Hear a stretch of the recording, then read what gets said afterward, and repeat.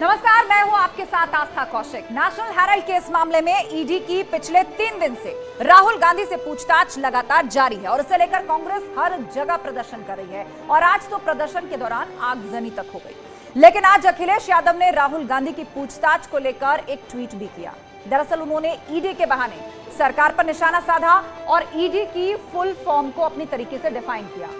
अखिलेश यादव ने लिखा examination in democracy. साथ ही भी कहा कि वो हर परीक्षा के लिए तैयार हैं। तो सवाल यही कि हमेशा कायदे कानून का हवाला देने वाली समाजवादी पार्टी कानूनी प्रक्रिया के तहत की जा रही ईडी की पूछताछ से क्यों परेशान है? राहुल से पूछताछ तो अखिलेश क्यों लाल? इसी पर आज हम चर्चा करेंगे, लेकिन उससे पहले आप ये रिपोर्ट देखिए।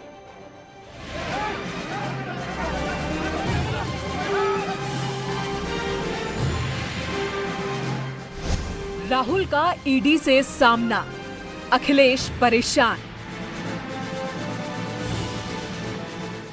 क्या अखिलेश को भी ईडी से डर लगता है?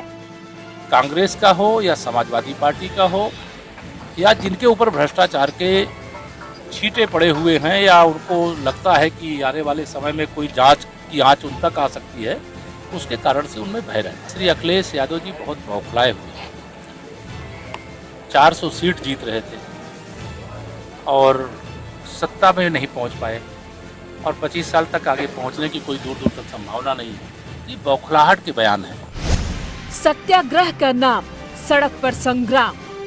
राहुल गांधी से पूछताछ का तीसरा दिन है, लेकिन कांग्रेसी कार्यकर्ता लगातार उग्र हो चुके हैं। तस्वीरें देखिए, पहले यहाँ पर आगजनी करके गए थे, लेकिन वापस ही कांग्रेसी कार्यकर्ता पहुंचे और नारेबाजी कर रहे हैं और आगजनी साफ तौर पर दिखाई दे सकती है। जान ले मोदी जी, प्रजातंत्र की अवहेलना करने वालों की खैर नहीं। अहंकार रावण का भी टूटा, अहंकार कंस का भी टूटा, अहंकार दुर्योधन का भी टूटा, अहंकार आज की सत्ता के सिंहासन पर बैठे मदमस्त लोगों का भी टूटेगा।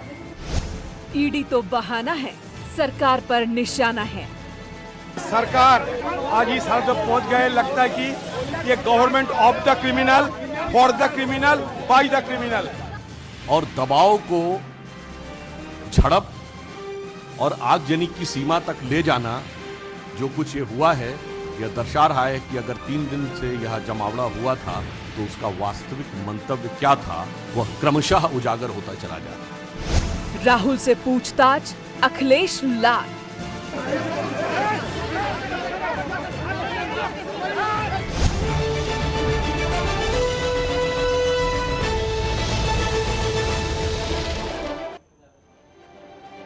और पूरा गेस्ट पैनल इस वक्त हमारे साथ जुड़ चुका है, लेकिन उनके पास जाने से पहले जल्दी से एक नजर में जान लेते हैं कि आज दरअसल हुआ क्या है। आज का पूरा टाइमलाइन आपको बता देते हैं। राहुल से पूछताछ चल रही है, अखिलेश यादव आखिर क्यों लाल हो रहे हैं? ईडी की लगातार तीसरे दिन राहुल गांधी से आज पूछताछ हुई है। ईडी की कार्रवाई पर कांग्रेस का लगातार प्रदर्शन चल रहा है। कई वरिष्ठ नेताओं की गिरफ्तारियां हो रही हैं। पूरी महिला ब्रिगेड कांग्रेस की इस वक्त सड़कों पर है। आज प्रदर्शन के दौरान कई जगह आगजनी तक की गई है कांग्रेसी कार्यकर्ताओं की तरफ से, जिस पर कई सवाल उठ रहे हैं।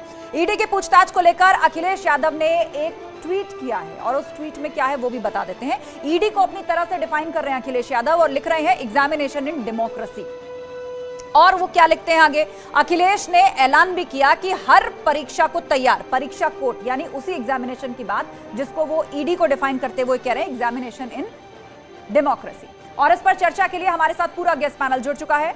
ओपी सिंह हमारे साथ हैं, भाजपा प्रवक्ता प्रियंका गुप्ता है, कांग्रेस की प्रवक्ता मीसम जैदी, समाजवादी पार्टी के समर्थक, और थोड़ी देर में राजनीतिक विश्लेषक मनीष गुप्ता भी हमारे साथ जुड़ेंगे। आप सभी का बहुत बहुत स्वागत है।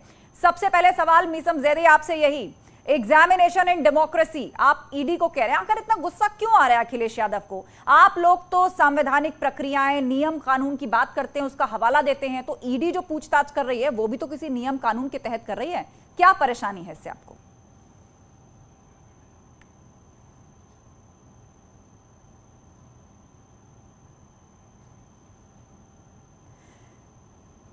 तो लगता है मीसम जैदी से फिलहाल संपर्क नहीं हो पा रहा है। रुख करेंगे प्रियंका गुप्ता का, जो कि कांग्रेस की प्रवक्ता है। प्रियंका जी, ये बताइए, आप लोग कह रहे हैं कि हम सत्याग्रह कर रहे हैं, बहुत अन्याय हो रहा है, सरकारी मशीनरी का दुरुपयोग हो रहा है। आपको नहीं लग रहा कि सत्याग्रह शब्द के साथ क्या आप न्याय कर रहे हैं? सत्याग्रह तो गांधी जी किया करते थे। टायर जल रहे हैं, आगजनी हो रही है, ट्रैफिक आप लोग रोक रहे हैं, सड़कों पर भिड़ंत हो रही है, किस लिए? एक प्रक्रिया के तहत पूछताछ ही तो चल रही है।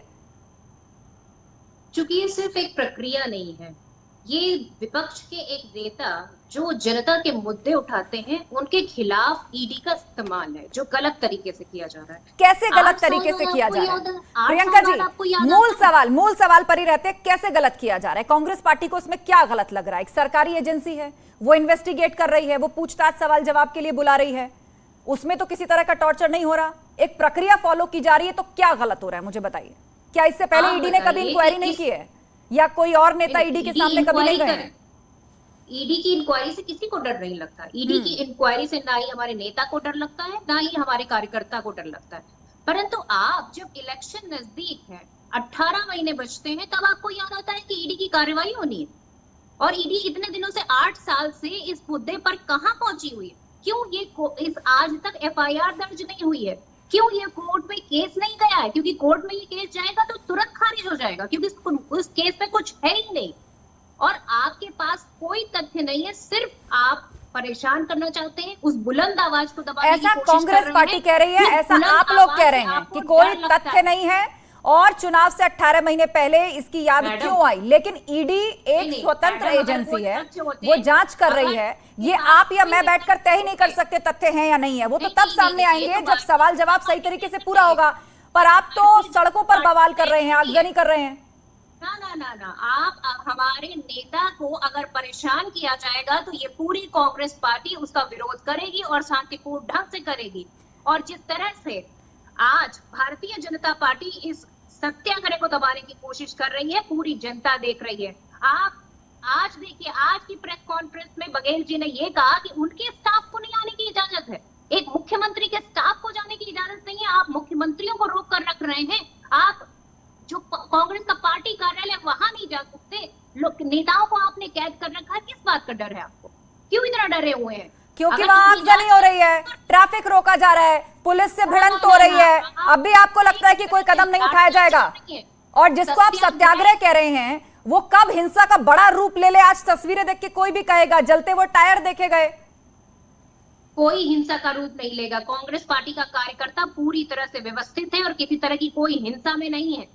कांग्रेस पार्टी का एक एक कार्यकर्ता इस बात को मानने के लिए तैयार ही नहीं हो सकता कि कोई हिंसा हो सकती है। ठीक है, आप इस बात को मानने को तैयार नहीं हो सकते, आप इस बात को भी मानने को तैयार नहीं हो सकते कि ईडी जो पूछताछ कर रही है उसको आप कह रहे हैं कि हमारे नेता को परेशान किया जा रहा है, जबकि ईडी अपना काम कर रही है, सवाल जवाब के लिए बुलाया जा रहा है। और यदि सब कुछ सफेद पोश है तो फिर डर किस बात का? ये भी एक बुनियादी सवाल है। और ये कोई पहली पूछताछ नहीं है, ये कोई पहली पूछताछ नहीं है प्रियंका जी। इससे पहले भी इंक्वायरीज होती रही हैं, कई बड़े नेता जो मंत्री भी रहे वो तक उसको फेस करके आए हैं। ठीक है, ओपी सिंह, ठीक है प्रियंका जी, मैं आपके पास दोबारा आऊंगी, दोबारा मैं आपके पास लौटूंगी। ठीक है, आपने अपनी बात को रख लिया।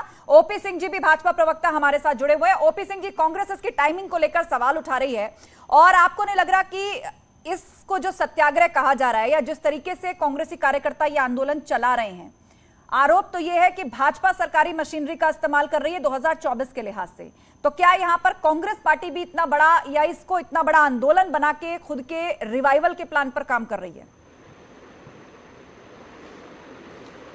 आस्था जी, कांग्रेस पार्टी का इतिहास रहा है कि देश की न तो उसको संसद पर विश्वास है, न संविधान पर विश्वास है, न संवैधानिक व्यवस्थाओं पर विश्वास है, न सुप्रीम कोर्ट पर विश्वास है। अभी प्रियंका जी ने कहा कोर्ट में जाते तो ये मामला जो है वो खत्म हो जाता। इनको बताइए याददाश्त के लिए कि आदरणीय सोनिया गांधी जी और राहुल गांधी जी सुप्रीम कोर्ट इस मामले में जा चुके हैं, और सुप्रीम कोर्ट ने सीधे सीधे ये कहा है कि इस मामले में सुप्रीम कोर्ट कोई भी दखल नहीं दे सकता है।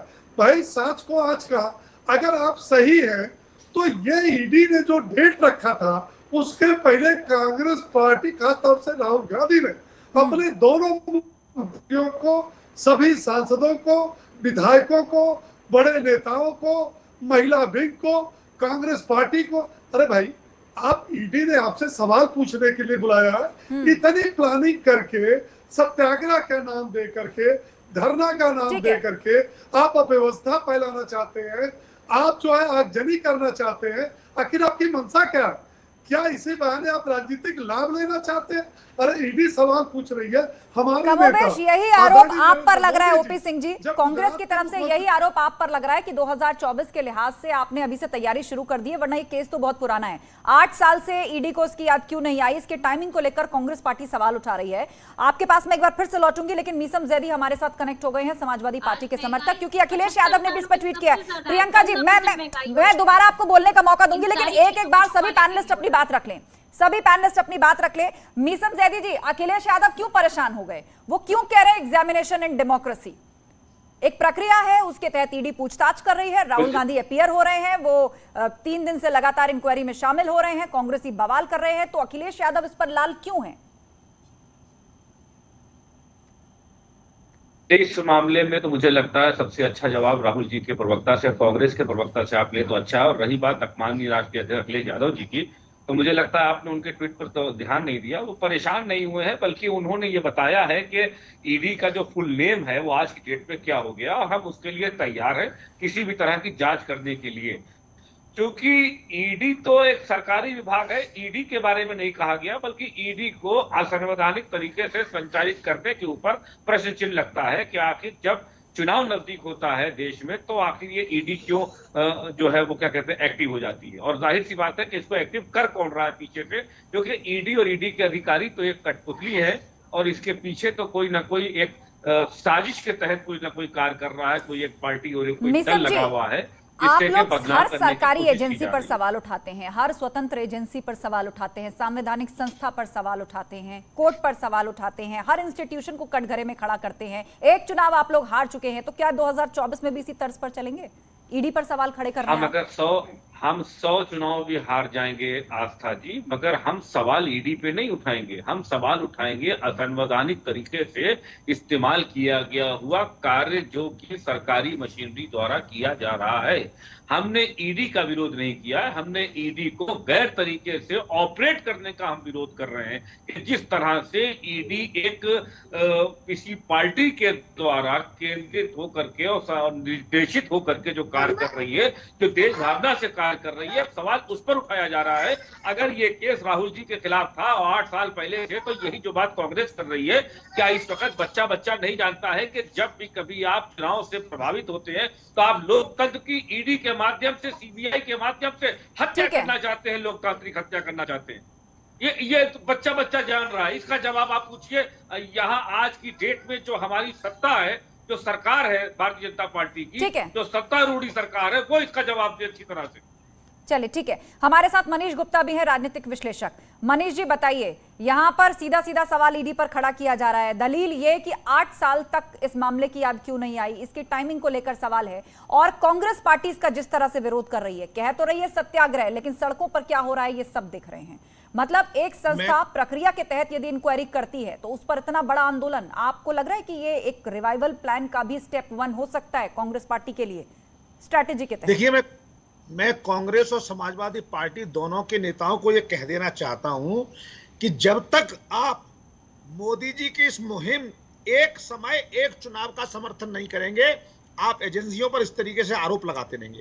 आपको पता है जब देश में हर 6 महीने में कोई ना कोई चुनाव होता है, तो ईडी या सीबीआई या इनकम टैक्स जब भी काम करेगा आरोप लगाएंगे आप। तो इसलिए सबसे पहले तो चुनावों को एक समय पर करें। अगर आप इस मुहिम का समर्थन करेंगे तो ये इसका दुरुपयोग भी रुकेगा और देश 5 साल तक शांति से काम करेगा। अब दूसरी बात है, ईडी को 8 साल से याद आई कि नहीं आई, क्योंकि आपको मामले का पता ही नहीं है, इसलिए आप तैयारी के साथ आए नहीं, इसलिए बोल रहे हैं। कितनी बार नोटिस भेजे गए, इससे पहले कब क्या क्या हुआ? क्या आपने ये जानने की कोशिश की कि आजादी से पहले बने जिस अखबार की कंपनी में 5000 शेयर होल्डर थे, अब उसमें 1067 शेयर होल्डर कैसे रह गए? जो स्वतंत्रता सेनानी जिनके पास एक शेयर था, जिसकी डेथ होती गई, उनके शेयर कांग्रेसी नेताओं के अकाउंट में कैसे ट्रांसफर होते गए? और वो सारे ज्यादातर ट्रांसफर कैश में क्यों हुए? कहीं ऐसा तो नहीं है कि स्वतंत्रता सेनानियों की मृत्यु के बाद फर्जी तरीके से कहीं वो ट्रांसफर तो नहीं कर दिए गए? यानी लगभग 4000 शेयर होल्डर। प्रियंका गुप्ता जी, प्रियंका प्रियंका गुप्ता जी, ये आप ही की दलील थी ना, एक मिनट मनीष गुप्ता जी एक मिनट, प्रियंका जी आप ही की दलील थी ना कि चुनाव करीब आ रहे हैं, 18 महीने रह गए हैं और इसीलिए ईडी का इस्तेमाल कर रही है सरकार। तो इस देश में तो हर 4 महीने 6 महीने में किसी ना किसी राज्य में कहीं ना कहीं कोई ना कोई चुनाव उपचुनाव होता ही है। वहां ज्यादा काम आ जाते हैं क्योंकि ईडी के ऑफिसर्स तो पूछ नहीं पा रहे हैं, तो यही पूछ ले जाके वहां पे क्वेश्चन बैठकर। देखिए लोकतंत्र में किस तरह से ईडी का इस्तेमाल सवाल सबके सामने है। देख रहे हैं अभी तो ये प्रश्न निकल के आ रहे हैं, राहुल जी भी बता नहीं रहे सारी बातें कि उनसे कौन कौन से प्रश्न पूछे गए हैं। वो अपनी सुविधा से बता रहे हैं कि मेरे से ये पूछा गया है। सारी वो चाहे तो बता दे मेरे से क्या क्वेश्चन पूछे गए, क्या आंसर दिए गए। उनकी भी याददाश्त जा सकती है। कोविड के जैसे सत्येंद्र जैन की याददाश्त चली गई है ना, को आना चाहिए था। तब हम आज इस तथ्य पे पहुंचे हुए हैं और ये देश की जनता जानती है कि ईडी का इस्तेमाल कहाँ और कैसे हो रहा है। अगर आपको इतने ही तथ्य पता है तो आपको जाना चाहिए। आपको 2000 करोड़ की संपत्ति हो, वो 50 करोड़ की संपत्ति बेच नहीं सकती। वो लोन लेके कंपनी हवाले करने चाहती है। क्या आप अनाप शनाप तथ्य यहाँ पर रख रहे हैं? किसने संपत्ति बेच दी और कौन सी संपत्ति बिक गई? देखिए प्रियंका जी, ये इसी चीज की तो इंक्वायरी चल रही है। एक मिनट मनीष गुप्ता एक मिनट। प्रियंका जी, इसी चीज की तो इंक्वायरी चल रही है, इसी चीज की तो इन्वेस्टिगेशन चल रही है कि संपत्ति थी, वो कहाँ गई, वो किसने बेची या नहीं बेची, कौन जिम्मेदार है, यही तो प्रक्रिया चल रही है। यहाँ बैठकर आपने कह दिया कि हम पर इंक्वायरी हुई तो हमें जानबूझकर घेरा जा रहा है। सामने वाला कोई फैक्ट रखे तो आप कहते हैं कि आप हवाई बातें कर रहे हैं। देखिए सुनिए, मामले की एक संवैधानिक एक प्रक्रिया के तहत जांच चल रही है और एजेंसियों पर आपको भरोसा नहीं है, इसीलिए आप सत्याग्रह के नाम पर आगजनी करेंगे या सड़कों पर जिस तरह की भिड़ंत हम देख रहे हैं वो करेंगे, और उसको भी जनता देख रही है, उसको भी जनता देख रही है। ओपी सिंह जी, जेल जाने का समय आ गया है। किस तरह से लोगों को हॉस्पिटल पहुंचा रही है, ये भी तो दिख रही है ना। सब कुछ दिख रहा है, सब कुछ दिख रहा है। जहां पर टायर जलाए जाते हैं, ट्रैफिक रोका जाता है, पुलिस के साथ भिड़ंत होती है, तो हर तरह की तस्वीर सामने आती है। उससे कोई इनकार नहीं कर रहा, कोई इनकार नहीं कर रहा, उस पर आप सवाल उठा सकते हैं। लेकिन हाँ, यदि आप ये कहेंगे कि ईडी जो इंक्वायरी कर रही है वो जानबूझ करके हमको घेरा जा रहा है, इसके पीछे कोई साजिश है, तो देखिए ईडी की इंक्वायरी पहले भी इस देश में हुई है, बड़े बड़े नेता मंत्री रहे, सब शामिल हुए हैं इसमें। ठीक है, आप इसको सत्याग्रह कहिए, तस्वीरें भी मैच करनी चाहिए, सत्याग्रह से तस्वीरें भी मैच करनी चाहिए जो सड़कों पर दिख रही है। ओपी से रुक जाए मनीष गुप्ता। ठीक है Manish Gupta, victim narrative create हो रहा है कि हमने कोई चोरी नहीं करी, हमें पूछो ही मत, और आज जब पूछा जा रहा है तो आपसे जवाब नहीं बन रहा है। जिसके पास 2000 करोड़ की संपत्ति हो, 90 करोड़ के लॉस को एसेट बेचकर भी निकाला जा सकता था। बोलने में आपको माफी मांगनी चाहिए। जब केस ईडी में चल रहा है, आपको आस्था जी बता दूं, ये पूरी प्लानिंग पिछले 20 साल से चल रही है। एक साथ 2000 करोड़ की संपत्ति खटकने का प्लान 20 साल से चल रहा है, 20 साल से। ये आज की बात नहीं है, मनीष गुप्ता जी, 20 साल की बात है। मनीष गुप्ता जी, आपको जवाब देना पड़ेगा। धीरे धीरे करके। मनीष गुप्ता जी, यहाँ प्रियंका जी ने एतराज जताया। एक मिनट, आप दोनों रुक जाइए, आप दोनों एक दूसरे की बात नहीं सुन पाएंगे। रुक जाइए, मेरी बात सुनिए। मनीष गुप्ता जी, प्रियंका जी ने आरोप लगाया कि आपने चोरी जैसे शब्द का इस्तेमाल ही क्यों किया। आपको माफी मांगनी चाहिए, यहाँ कोई चोरी हुई नहीं है, आपने इस्तेमाल कैसे कर लिया, आपने सवाल कैसे पूछ लिया। एक बात सुनिए आस्था जी, जिस व्यक्ति के पास प्रियंका जी ने जवाब सुन लीजिए, आप लगातार बोलेंगे तो पता नहीं चलेगा वो क्या बोल रहे हैं। अरे प्रियंका गुप्ता जी, जवाब सुनने की हिम्मत रखिए, जवाब सुनने की हिम्मत रखिए। देखिए, जब आपके पास आपकी बैलेंस शीट में 2000 करोड़ रुपए है, वो एसेट को बेचकर आप लोन चुका सकते थे। आपने कांग्रेस पार्टी से लोन लिया ही क्यों? आप एक सेपरेट इंडिपेंडेंट कंपनी थे, आप एक सरकारी पार्टी ने, एक राष्ट्रीय पार्टी ने एक कंपनी को लोन क्यों दिया? और वो लोन के बदले आपने अपने शेयर होल्डर से कंपनी का मालिकाना हक कैसे ले लिया? आपको मालिकाना हक लेने का अधिकार था ही नहीं।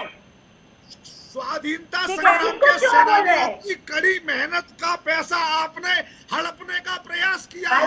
ये गांधी परिवार है, इसके परिवार के एक सदस्य ने इस देश की आजादी के लिए काम किया। आजादी मनीष जी, प्रियंका जी ने कह दिया है कि ये गांधी परिवार है। ये गांधी परिवार है, बोल दिया है प्रियंका जी ने। खामोश हो जाइए, अब आप खामोश हो जाइए। ठीक है मनीष जी, आपने अपनी बात पूरी कर ली। प्रियंका गुप्ता, 1000 उंगलियां उसको रोकने के लिए उठेंगी, 1000 आवाजें उठेंगी। आप अगर चोर बोलेंगे ना तो हजार आवाजें उठेंगी आपको मुंह बंद करने के लिए। तो अच्छा ये बताइए, वो आवाजें सुनिए। मनीष गुप्ता जी रुक जाइए, आप दोनों आपस में ऐसे मत भिड़िए, किसी की आवाज क्लियर नहीं जाएगी। प्रियंका जी आप कह रही है कि 1000 आवाजें उठेंगी, इसी तरह उठेंगी जैसी तस्वीरें हम आज देख रहे हैं, टायर जलाए जाएंगे, ट्रैफिक रोका जाएगा, पुलिस से भिड़ेंगे। जब शांतिपूर्ण ढंग से कोई भी प्रदर्शन हो रहा है तो धारा 144 लगाने की जरूरत क्या थी? क्यों डर लग रहा है? अब कांग्रेस पार्टी के कार्यालय में उसका जो कार्यकर्ता है वो नहीं जा सकता। तो ये सब बातें शांतिपूर्ण प्रदर्शन के अंदर आती है जिनका जिक्र मैंने किया। ये सब शांतिपूर्ण प्रदर्शन की ये नई डेफिनेशन है। ये सरकार की कांग्रेस पार्टी के लिए ये नई डेफिनेशन है सत्याग्रह की, शांतिपूर्ण प्रदर्शन की। शांतिपूर्ण ढंग से हो रहा है, पर जिस तरह से आज यहाँ पर जो गुप्ता जी बैठे हैं वो इस तरह की बातें कर रहे हैं, आप सोचिए कि किसी को गुस्सा नहीं आएगा?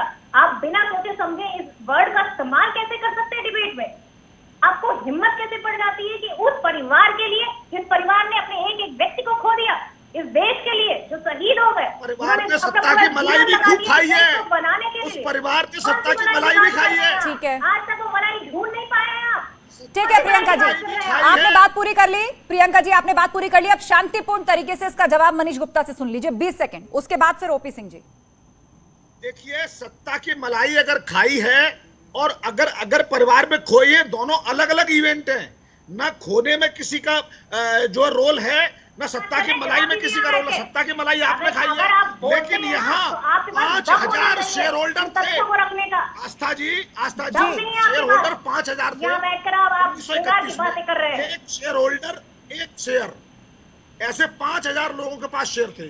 आज शेयर होल्डर 4000 घट गए, और वो शेयर होल्डर किसके पास चले गए? गांधी परिवार के पास और कांग्रेस के अन्य मुख्य नेताओं के पास। और आने वाले समय में क्या होता है, और वो शेयर धीरे धीरे आपके पास लिए जा रही। आपके पास एक बात सोचिए, आपके पास आपकी कंपनी के पास 2000 करोड़ की प्रॉपर्टी है और आपको 90 करोड़ का लोन लेने की जरूरत है। तो ईडी को पता चलना चाहिए, अब तक क्यों नहीं ईडी को पता चल पा रहा है? और मैं देखना चाहती हूँ ये केस कहाँ तक जाएगा। सब देखना चाहते हैं प्रियंका जी, सब देखना चाहते हैं, लेकिन आप इंक्वायरी तो पूरी होने दीजिए। सब देखना चाहते हैं केस कहां तक जाएगा, क्या फैक्ट्स मिलते हैं, क्या सबूत सामने आते हैं, मामले की सच्चाई सामने आनी चाहिए, ये सब चाहते हैं। लेकिन उसके लिए जांच तो पूरी करनी होगी ना, जांच में सहयोग तो करना होगा ना। खबर तो ये भी आ रही है कि राहुल गांधी यस और नो से ज्यादा कुछ बोल नहीं रहे हैं। जहां रिटर्न जवाब की जरूरत है वहां भी वो बहुत ज्यादा कुछ नहीं कह रहे हैं, और इसीलिए एक एक दिन ये इंक्वायरी बढ़ती जा रही है। सहयोग किया जा रहा है पूरा जी। मैं एक चैलेंज करना चाहता हूं कांग्रेस पार्टी को। कांग्रेस पार्टी अब तक जितने भी शेयर ट्रांजैक्शन हुए, प्रियंका जी बात सुन लीजिए। किसी पार्टी के लिए, किसी नेता के लिए आपको दूसरे पक्ष का तर्क समझ नहीं आता, आप उसे अनाप शनाप बताने लगती हैं। चैलेंज करता हूं, आप अपने शेयर ट्रांसफर सार्वजनिक करिए। किसने शेयर कब किस डेट में बेचे, और क्या फ्रीडम फाइटर की मृत्यु के थोड़े दिन पहले क्यों बेचे गए, आप वो कागज सार्वजनिक करिए। आप अपनी पारदर्शिता का, शुचिता का परिचय दीजिए। कौन रोकता है आपको? आप जिन बातों को कर रहे हैं, मैं पूछना चाहती हूँ, ये तथ्य क्या ईडी के पास नहीं? आप यहाँ बैठकर डिबेट में बताएंगे हमें? इसलिए मैं बताता हूँ, अरे मैं बताता हूँ आपको, चूंकि कंपनीज एक्ट की एक धारा का क्लॉज ये है कि 8 साल से पुराने रिकॉर्ड खोले नहीं जा सकते, इसलिए ईडी आपसे 8 साल से पहले का हिसाब नहीं पूछ रही है। अगर आज आप खुद चाहें तो 40 साल का हिसाब। आप दोनों शांत हो जाइए। मनीष गुप्ता और प्रियंका गुप्ता। मनीष जी, प्रियंका जी, आप दोनों ने पूरा समय लिया, सबसे ज्यादा समय लिया, अपने बातें रखी, एक दूसरे को खूब काउंटर किया। बाकी भी पैनलिस्ट हमारे साथ हैं। ओपी सिंह जी, कहा यह जा रहा है कि गिनवाने के लिए कोई काम नहीं है, कांग्रेस पार्टी की तरफ से कहा जा रहा है कि सरकार के पास गिनवाने के लिए कोई काम नहीं है, और इसीलिए अभी से कांग्रेस के विरोध में यह माहौल खड़ा किया जा रहा है और इसके लिए ईडी का इस्तेमाल हो रहा है। आस्था जी, आपने आज डिबेट का जो विषय रखा था बड़ा महत्वपूर्ण विषय रखा था, और देश की लाखों जनता आपके डिबेट देख रही है और सुन रही है, लेकिन आपके डिबेट का अधिकांश समय केवल 2 लोगों के तू मैं और निरर्थक बातों में चली। मेरा यह कहना है कि आपके अंदर इतना गुस्सा क्यों है भाई? अरे ईडी आपको नोटिस दी, बुला रही है, आपकी सहमति है, आप अपना जवाब दीजिए। इसके लिए ये हिंसा पर उतरना, अनाप शनाप बोलना, आप देखिए ना, इनके पार्टी के एक वरिष्ठ नेता शेख हुसैन ने आज प्रधानमंत्री जी को भद्दी भद्दी गालियां दी है, जिसको चैनल वालों ने यह कहते हुए नहीं सुनाया कि हम इसे सुना भी नहीं सकते, और उन्होंने प्रधानमंत्री को गाली दिया है। क्या कांग्रेस पार्टी ने उसकी निंदा की? क्या कांग्रेस पार्टी ने उनको पार्टी से निकाला? मैंने ये कहा कि जो आज प्रधानमंत्री है वो कल गुजरात के मुख्यमंत्री थे। एसआईटी ने एक दिन में 9 घंटे लगातार पूछ की थी। क्या भारतीय जनता पार्टी सड़कों पर उतर गई थी? आप बार बार अपने भ्रष्टाचार को छिपाने के लिए कभी 2024 का चुनाव, अरे भाई 2024 का चुनाव आ रहा है तो आप कौन सा जो है बड़ा तीर मारने वाले? अब तक तो 2014 हारे, 17 हारे, और ठीक है ओपी सिंह जी, आप 2024 का बहाना ले रहे हैं। ये सारा बहाना आस्था जी। एक मिनट प्रियंका जी, आपने पूरे 5 मिनट बोला है। अब ओपी सिंह जी भी अपना पक्ष रख लें। जी जी ओपी सिंह जी बात पूरी कीजिए, उसके बाद प्रियंका गुप्ता। दूसरी बात यह है, मैं आस्था जी आपके माध्यम से यह जानना चाहता हूं कि प्रियंका गुप्ता ने कहा कि धारा 144 लगाने की क्या आवश्यकता थी। मैं आपके माध्यम से पूछना चाहता हूं कि ये बताइए, क्या इन्होंने ये हिंसा के लिए, उपद्रव के लिए, सत्याग्रह के नाम पर उत्पात करने के लिए क्या परमिशन लिया था? और यदि प्रशासन ने आवश्यकता समझ के धारा 144 लगाया तो क्या आपको तोड़ने के लिए लगाया? क्या दरअसल कांग्रेस पार्टी को न तो संविधान में विश्वास है, ठीक है ओपी सिंह जी, ठीक है ओपी सिंह जी, तो है सुप्रीम कोर्ट पर विश्वास है, न तो संवैधानिक ठीक व्यवस्था है। पर विश्वास। अच्छा एक बड़ा महत्वपूर्ण पॉइंट ओपी सिंह जी ने उठाया। प्रियंका गुप्ता जी इस पर जवाब दीजिए। ओपी सिंह जी ठीक है, आपने अपनी बात पूरी तरह से आपने बात रखी, और एक बहुत महत्वपूर्ण सवाल आपने उठाया कि प्रधानमंत्री मोदी के लिए जिस तरह के अपशब्दों का इस्तेमाल किया गया उस पर अभी तक खामोश क्यों है कांग्रेस पार्टी? आपने इसकी निंदा क्यों नहीं की? यहाँ आपने चुप्पी खामोशी कैसे साधी? इसको भी आप शांतिपूर्ण सत्याग्रह का हिस्सा मानेंगे? नई परिभाषा का ये भी हिस्सा है क्या? प्रियंका गुप्ता प्रधानमंत्री को खुलेआम गाली देंगे। ठीक है ओपी सिंह जी जवाब सुन लीजिए, उनका जवाब सुन लीजिए। कहा और क्या कहा इस चैनल पर चलाइए और बताइए और दिखाइए। I want to see that. ये बिना किसी तथ्य के क्या अनाप शनाप बातें करते हैं भारतीय जनता पार्टी। एक बात बताइए प्रियंका जी, आपको कोई तथ्य समझ में नहीं आता, आपको हर बात निरर्थक लगती है, एजेंसी की इंक्वायरी आपको साजिश लगती है, सड़क पर आप लोग आगजनी कर रहे हैं, हंगामा कर रहे हैं, वो आपको उसको आप सत्याग्रह कह रहे हैं। हर चीज क्या आपको सूट करती है उसके हिसाब से होगी? कार्रवाई करिए, मैं खुद उसकी निंदा करूंगी। किसी को हक नहीं है कि भारत के प्रधानमंत्री के खिलाफ कोई गाली गलौज करे। ये कांग्रेस पार्टी ना कभी चाहेगी। आप चलाइए, आप दिखाइए, आप उस ऑब्जेक्शनेबल कंटेंट इस तरह टेलीविजन पर नहीं चलाया जाता। चलाया जाता है तो उसमें बीप का इस्तेमाल होता है। क्या कंटेंट है ये ना मैं बोल पाऊंगी, ना आप बोल पाएंगी, ना कोई सुन पाएगा। ठीक है ठीक है। मीसम जैदी क्योंकि वो भी हमारे बीच में है और ज्यादातर पैनलिस्ट जो हैं वो काफी सारा समय ले चुके हैं, अपनी बात कह चुके हैं, लेकिन मीसम जैदी अब भी आप यही कहेंगे कि जो ईडी है वो क्या नई डेफिनेशन आपकी तरफ से दी गई है? एग्जामिनेशन इन डेमोक्रेसी कैसे है? आपको नहीं लग रहा कि एक मामला चल रहा है, एक एजेंसी इंक्वायरी कर रही है, उसके बीच में आप कूदे?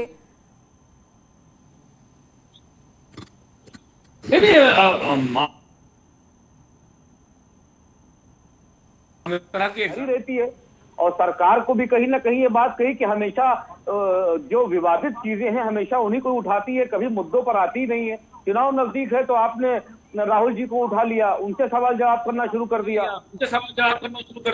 विशेषज्ञ को आपने बिठाया, प्रवक्ता है भारतीय जनता पार्टी के, वो तो फैसला किए दे रहे हैं, वो तो राहुल जी को चोर तक कह दे रहे हैं। उनको अपनी मर्यादा ख्याल रखना चाहिए। ऐसे लोगों को आप राजनीतिक विशेषज्ञ क्यों बुलाते हैं? ऐसे लोगों को आप प्रवक्ता बना के बैठाया करिए। ऐसे लोगों को वो राजनीतिक विश्लेषक है, मनीष गुप्ता राजनीतिक विश्लेषक है। मैं आपको बताऊं ये राजनीतिक विशेषज्ञ होने के बाद तो फैसला कर रहे हैं, तो कोर्ट बन जा रहे हैं। जो बात यही कहता हूँ, जो काम कोर्ट का है वो भारतीय जनता पार्टी से प्रेरित होकर के तरह की बातें करते हैं। एक एक करके बातें आप करते हैं। आप सत्य के साथ रहो। पार्टी के लाइन पे बोलना अच्छी बात है, लेकिन झूठ को परोसने का प्रयास बंद कर दो महोदय। अहंकार नहीं रहता किसी का। नहीं, ये अहंकार भूल जाइएगा। अगर यही खास के खिलाफ में जब ईडी की कार्रवाई होगी तो मत रोइएगा। सरकार हमेशा नहीं रहती है, लोकतंत्र हमेशा आज आप है कल नहीं रहेंगे, बदलाव होता रहता है। वो कार्य करिए जो जनता को वो कार्य करिए। मीसम जैदी, आप पहले से आगाह कर रहे हैं कि सरकार बदलती रहती है। नहीं, मर्यादित सीमा में होकर के कोई भी बयान देना चाहिए, कोई भी कार्य करना चाहिए। इसका मतलब ये थोड़ी है कि रावण इस तरह का आप अहंकार हो जाएंगे। आप किसी के पीछे ईडी लगा दें, देखिए अहंकारी होने का आरोप दोनों तरफ से लग रहा है। कांग्रेस भाजपा पर लगा रही है और भाजपा कांग्रेस पर लगा रही है। उसके इस सत्याग्रह या इस प्रदर्शन को देखते हुए, जो कि ईडी की पूछताछ, अंदर पूछताछ ईडी की हो रही है राहुल गांधी से, और बाहर सड़कों पर क्या हो रहा है उसको देखकर। बहरहाल एक संवैधानिक प्रक्रिया है, एक प्रोसेस है, एक नियम है, उसके तहत ये पूछताछ की जा रही है। आप सभी मेहमानों का शुक्रिया इस चर्चा में शामिल होने के लिए।